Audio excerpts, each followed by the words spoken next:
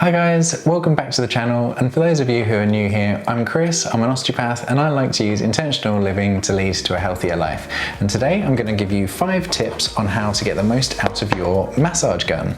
And I'm going to try and give you tips that I've taken from my background as an osteopath, maybe tips that if you had just bought one of these and you've taken it fresh out of the box, you wouldn't necessarily think of or know how to do. Probably like you, I'm someone who likes to exercise and train and go running, but I'm also a busy person. I run a business, I've got 2 young kids. So although I'm as diligent as I can be with my mobility routine, sometimes I just need that extra little bit of help getting into my tissues. If I don't do that, I feel like life is winning the battle and aches and pains can start to build up and I can just start to feel a little bit tighter. So along with my diligent mobility routine and exercise routine, I feel that using my massage gun fills the gap and can keep some of those aches and pains at bay. So let's get into my 5 tips. Tip number 1 is to use the right attachment. Now this might seem obvious, but basically what I'm saying is don't be lazy. Don't just use the last attachment that was left on the device. Think about what you're trying to achieve with your massage gun and make sure you're using the right attachment for that purpose. So we've got this one here with the 2 prongs. These prongs go either side of the spine because you shouldn't really work just along the spine, so go either side of it. The bigger one, but hard, I use for big soft muscles like the hamstrings and the quads and the glutes. You can get really into it with that.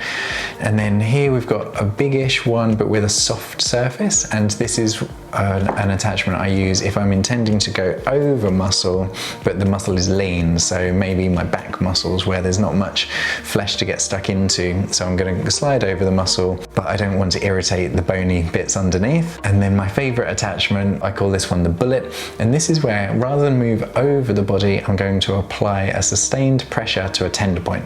So if you ever feel a real tender point somewhere in your body, you might want to get deep into just that one point. Here I use a very focused attachment here, the bullet, and then there's an extra tip that I'm just about to explain.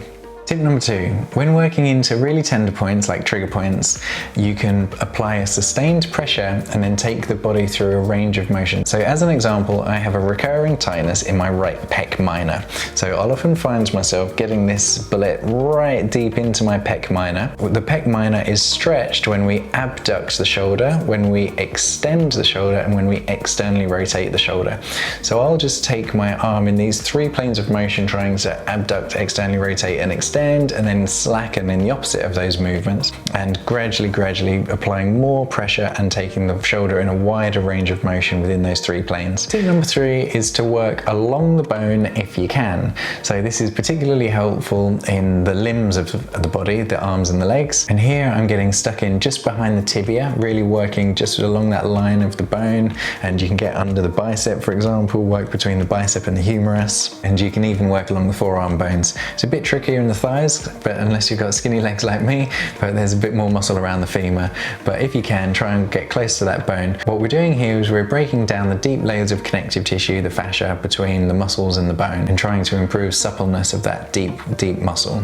Tip number 4 is to not overwork your muscles. Now, as an osteopath, when I'm working on people, what I'm paying attention to with my hands is just that subtle tissue change. When I feel tissue change, I move on to the next part of the body. The best treatment isn't the most treatment. It is possible to overdo it and to create an instability in a system. So it's much better to achieve a little bit of change along an entire muscle chain, a group of muscles that work together, rather than get lots of change in one isolated muscle. And tip number 5 is to have fun with a partner. Unfortunately, there are just some parts of the body that are tricky to get to no matter how much knowledge you have. And that's where it's helpful to have help from a partner. And plus it's fun too. For my traps and my mid to lower back, I use this bigger attachment with the soft surface, and my wife works either side along my spine to relieve some of this tension that the day builds up. So I hope that helped.